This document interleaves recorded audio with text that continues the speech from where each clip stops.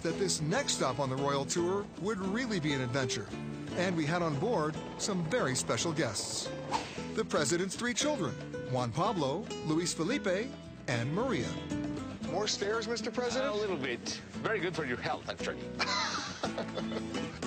You know, Peter, the best way to see the forest isn't from the ground. It's from the treetops. So, who is first, Peter? I think you are, Mr. President. Really? Yeah. Be my guest here. No, you're going first. I want to learn from you. All right. Muy bien, perfecto. Okay. Listo, ahora puede tomar asiento. Ya, me voy, okay. Los brazos, yo te voy a tener hasta Okay, que goodbye, estés Pete. listo. I hope you enjoy Mexico. You're saying goodbye? Y cuando guste.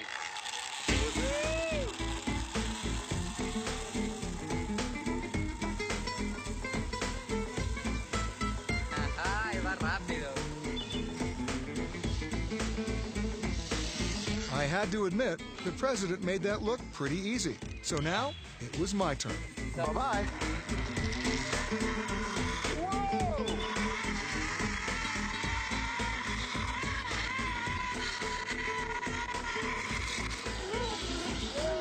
Perfect. Right on, my friend. That was an experience, boys. And if you're wondering if ziplining is for kids, just ask Luis Felipe. Maria. Whoa, look at that. And Juan Pablo. All right. Padrísimo. All right.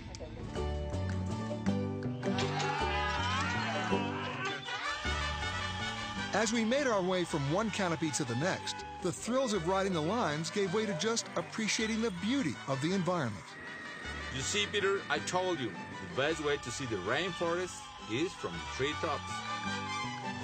Beautiful. I like it so much. I'm glad to hear that. You don't survive, but can I have it? Sure. Okay, thank you. All right, I'm ready. Let's do it. Adiós, amigo. Un gusto conocerte. Bye-bye.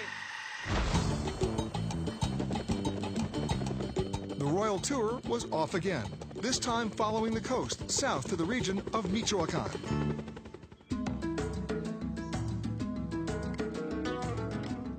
Our destination, the wooded beauty of the forest. I'm liking this. You can't beat the scenery. It's amazing. Where we were headed, the President promised, was going to be unlike anything I'd ever seen. We hitched up the horses and continued on foot. We are going into the deeper part of this wood. We were headed to the Mariposa Biosphere Reserve. Oh, those are the butterflies. High up in the treetops, monarch butterflies literally filled the sky.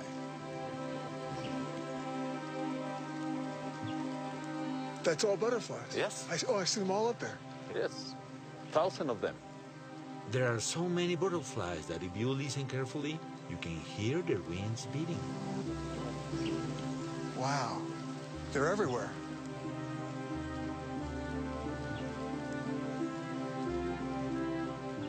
Now there are more of them. Look how many more. Yes. What is even more amazing is the story behind how these butterflies get to this forest. The butterflies travel 2,800 miles from Canada and part of the United States to this place. The monarch is the only butterfly that migrates south for the winter, like a bird. They're snowbirds. They're snowbirds, more or less. Yes. Yeah. Some scientists say the butterfly could fly more than 50 miles a day, even more than 100 miles.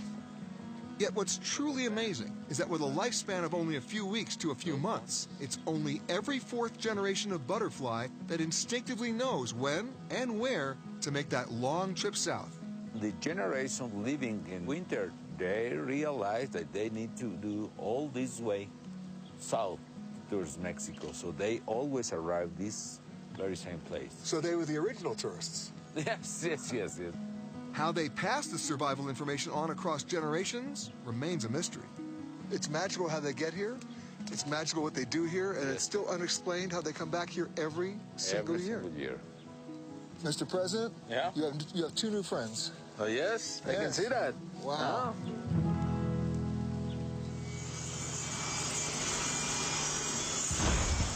We took off to a spectacular sunset.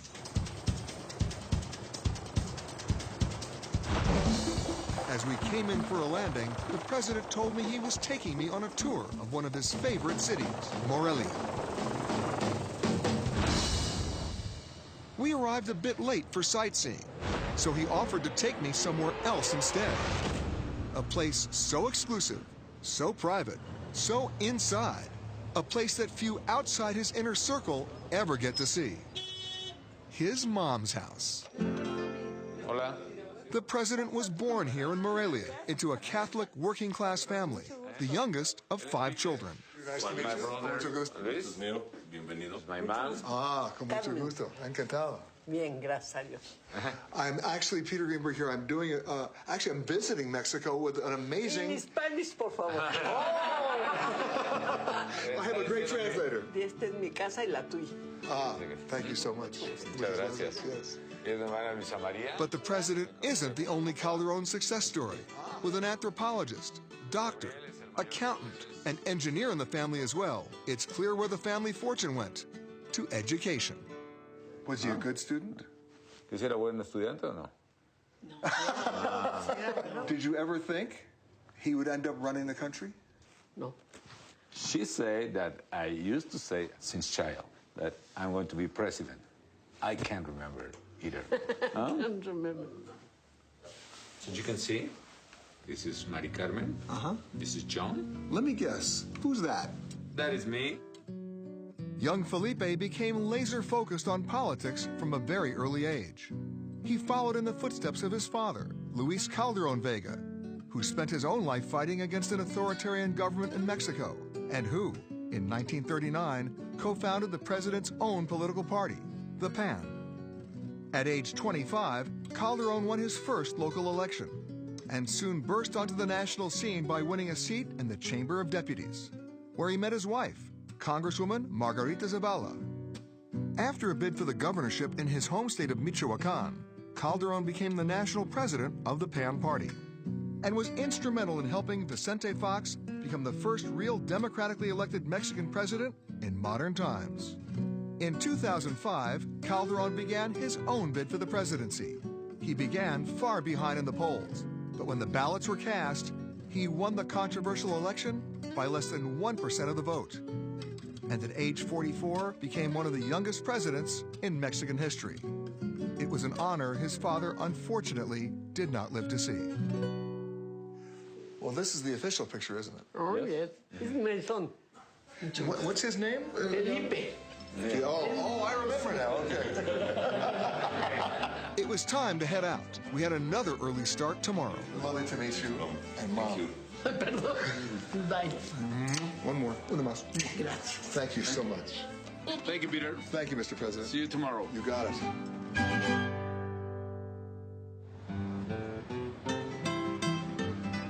The next morning, the president was eager to show me around his hometown of Morelia, and his pride is understandable. The Spanish first established a settlement here in 1541, and the city still has a colonial European feel. In fact, Morelia has so jealously preserved its architecture that in 1991, UNESCO declared the city a World Heritage Site. Look at the sky. Yes. Beautiful. We met up under the bell towers of the cathedral. These have built by the 17th, 18th century, and it takes more than 100 years to be built.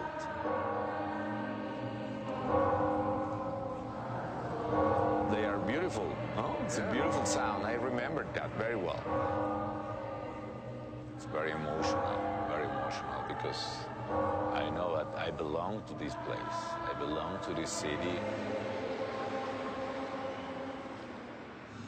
But there was one place the president really wanted to visit, and it was on the other side of town. Peter, this is where I went to secondary school. Mr. President? Hello, how are you? And the students there were in for quite a surprise.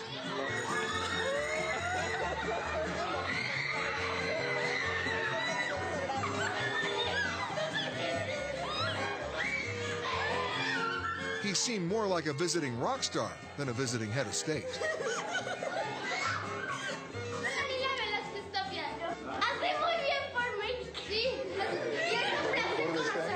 It's a pleasure. I'm doing so well for the country. Ah. Gracias. And when the president asked if they wanted a photo with him, well,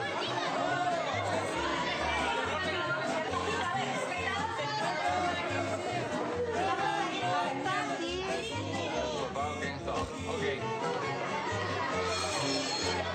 that was fun. And with that, we made a hasty retreat, leaving these kids with a story they'll tell to their children about the day the president came to school.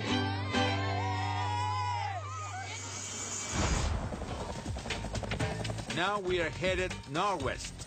Next, I'm taking you to the lagoons of the world-famous Baja California.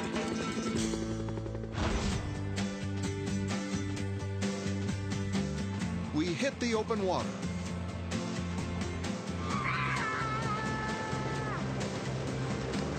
Our destination, the lagoon at Ojo de Liebre. Every year, thousands of gray whales make an incredible journey to reach this spot. It's the longest migration of mammals in the world. They come from Alaska and the North Pole to this place. It's probably 14,000 miles. They are swimming like 24 hours a day. Each year, the whales make these lagoons their winter home, making it a spot for whale watching unlike any other in the world. Ballena, ballena, ballena. Háblale, niños, ustedes. Oh, there's one right over there. There's one right over there. Wow! Did you see that? Whoa! These animals could be 50 feet long. There he is. Hola, ballenita. Could weigh probably 30 tons. That's big. That's big, yes. Oh! Yeah, that was cool. It was the most whales I had ever seen, but they still seemed to be keeping their distance. The president, however, had an idea. There is a theory that the voice of children singing helps to attract the whales. Well, as luck would have it, we just happened to have some children with us. Canten, niños, canten, canten. Una ballena se columpiaba sobre la montaña. And what do you know? It didn't take long.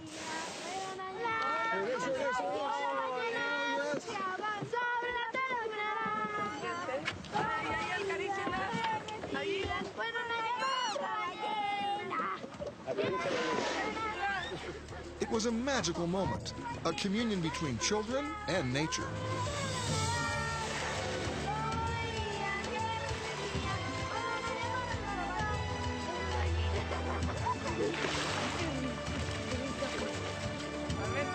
The whales approached for a closer look, taking obvious care to be gentle near the boat.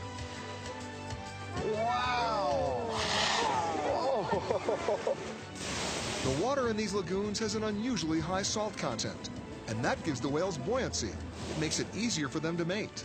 The salinity also helps keep baby whales afloat while they learn to swim, and at the same time, it keeps sharks away. It all adds up to make these lagoons a whale's perfect winter destination. In peak season, as many as 1,500 adult whales return here to the waters of their birth and breed up to 800 babies, which means all these whales are actually Mexicans. They come back every single year. They have no papers, but they can go north and come back every year. Got it! I fixed it!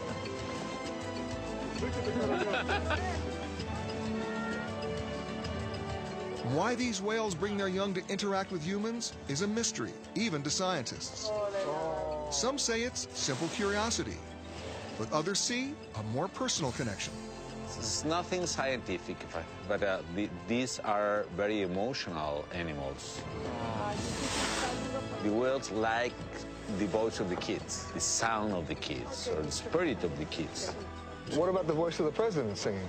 Well, I think that they don't care about the voice of the president. They're very rational. Hola, hola, hola. Oh. Hola, hola, hola. See, I saw you touch the whale. Oh, well, that's the Mexican hospitality. Adiós, ballenas. Adiós, ballenas. Adiós, nos vemos cool. el año que entra.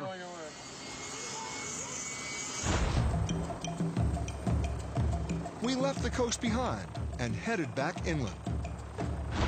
At our next stop, the president told me we'd be doing some spelunking. But this cave was going to be unlike any other I'd ever explored. Come on and see.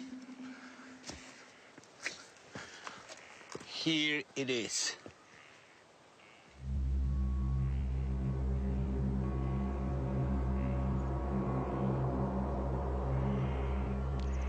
Oh my God. Pit caves like these dot the Mexican landscape, but the Sótano de las Golondrinas, or Cave of Swallows, is one of the deepest of all. It's nearly a quarter of a mile to the bottom, and cavernous enough to hold New York's Chrysler Building. So let me see if I get this straight. We're going all the way to the bottom? Yeah. You ready? No.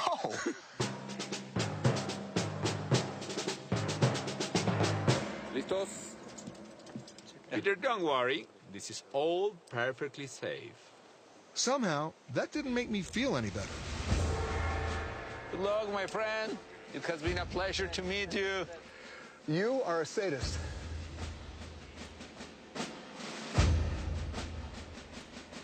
My goodness.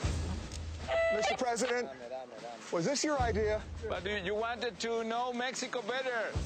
This is the deep Mexico, Peter. Got it?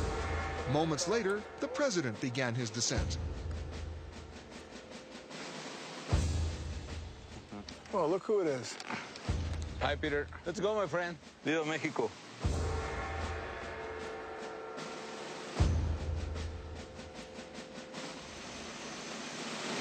Papá!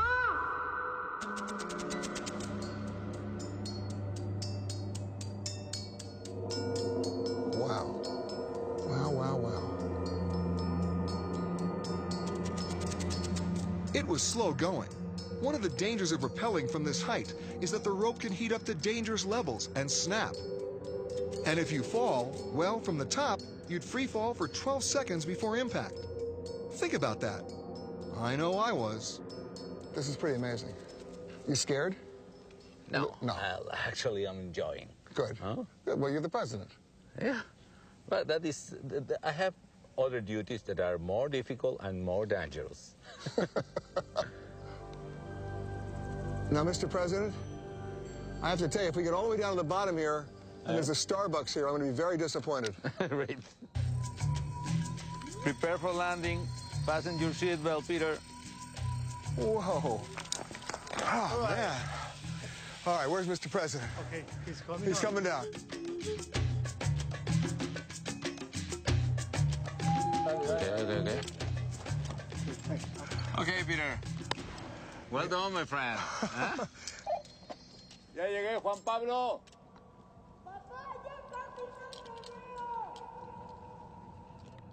And after hearing his son call down, the president decided to record a message for his kids. Suelo, aquí estamos a 370 metros sobre el nivel del mar. Say hello, Peter. Mr. President, we made it. Que traten de disfrutar lo mejor de la vida siempre y que sean muy felices. I'm telling my kids that they need to enjoy the best of the life always. Gracias a todos, niños. Viva México. Oh? Vámonos. We didn't have long to stay. We took a quick tour of the pit bottom. I was amazed at the size. It was larger than 3 football fields down there.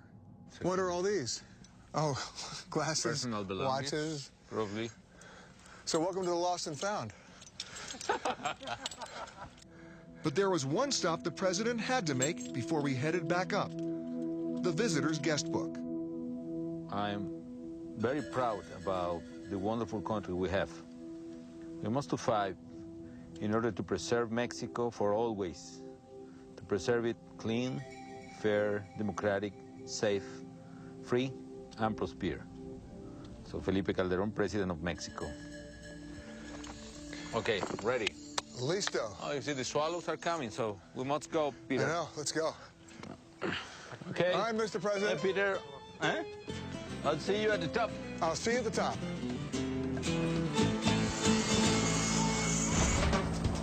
We lifted off again and returned to the state of Jalisco.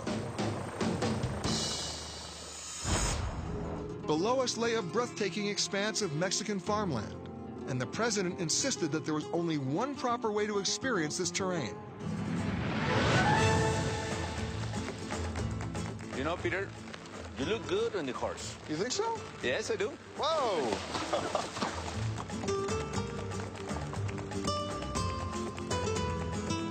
And now we are arriving to the town of Tequila. Tequila. Yes. Do you have any idea why we are here? I hear the word tequila, so I'm getting a pretty good idea.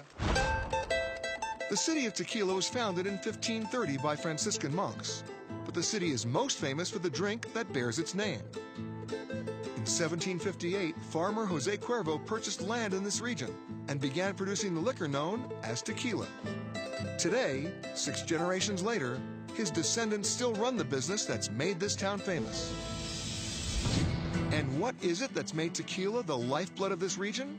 Well, it all has to do with the area's red volcanic soil that's particularly well suited to one plant, the blue agave.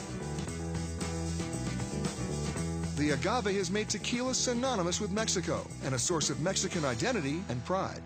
The tequila is only Mexican, and it is only from this place, only from this region. Just like champagne in France. Exactly. I am going to get a chance to drink it, though. I hope so, yes. There is my family. Ah! Hi, guys. Hello, kids. With Margarita and the kids in tow, the president took us in for a closer look. The secret of tequila, he explained, lies beneath the leaves. Okay, do you want to try? Oh, I'm going to let you go first. I will do that. Okay. Ah, you're going to get sharpened, huh? Yes. My first time. Cuidado. Keep going. Huh? I'm ready. 1, 2, 3, ah! You're taking no prisoners. No pressure. Yes. You want to try? Sure. Okay. Oh. This is hard. Yes. Okay, good. Fine. All right. Thank you very much. Thank you. It looked like the president and I had already done the hardest part, so we decided to leave the rest to Ismael. He sliced away leaves until he reached the agave's heart, the piña, or pineapple. ¿Cómo cuánto produce de tequila? Poquito, ¿ah? Esto produce, son 7 kilos para 1 litro de tequila. Like 10 liters. 11, 12 From one. litros. Let's drink. Well done. We did it. We did it.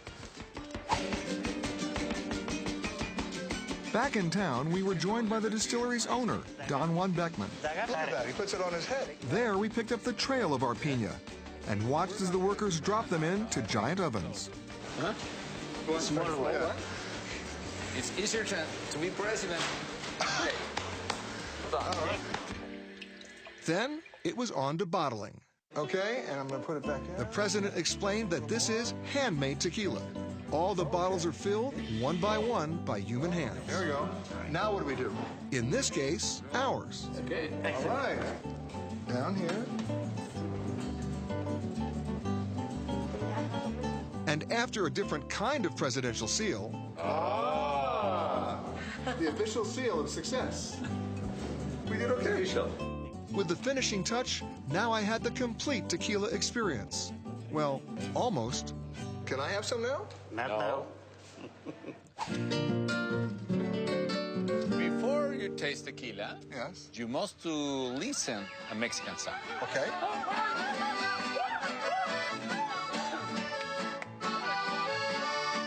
Borrachita de tequila llevo siempre el alma mía para ver si se me calma esta cruel melancolía. This would have been a great end to our visit, but it still felt somehow incomplete. We cut the agave. We picked up the pinot. We threw it in the oven.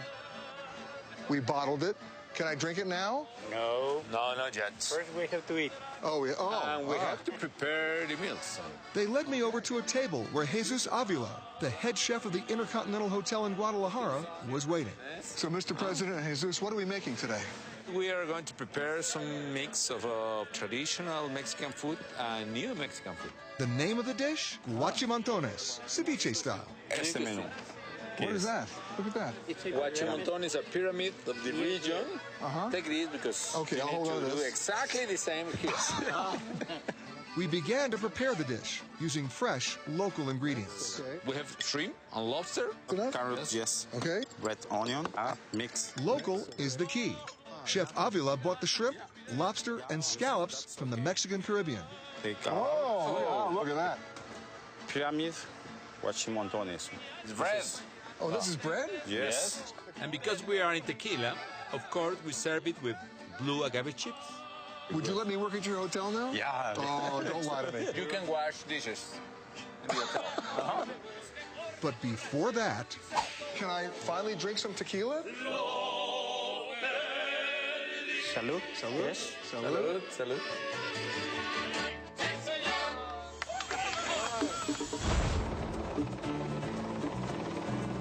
Peter, the royal tour is almost over, but there is one more thing that I don't want you to miss.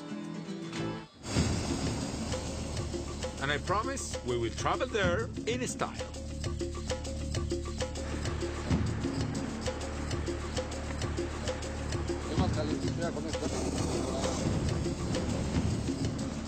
Adiós, chavos.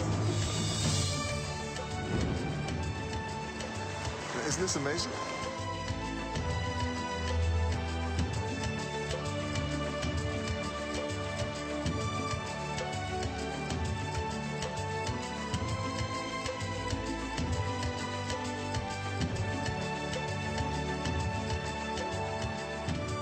What an incredible view.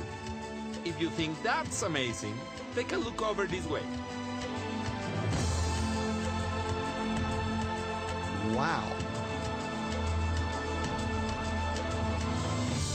We are over the ancient city of Teotihuacan, and this is the Pyramid of the Sun. This city took almost 150 years to build, and by 500 AD, covered over 8 square miles, with a population believed to be as high as 200,000. Like many of the Mayan cities, the reason for Teotihuacan's collapse largely remains a mystery.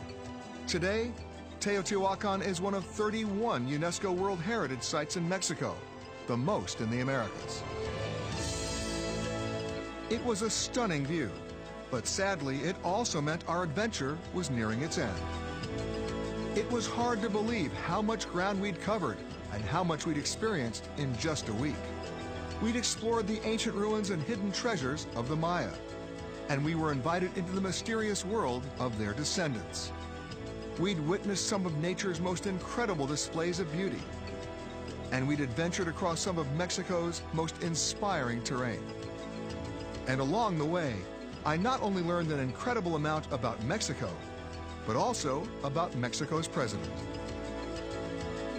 Mr. President, I want to thank you so much for taking the time out of your busy schedule to show me your country in such a special way, but I got to get back home.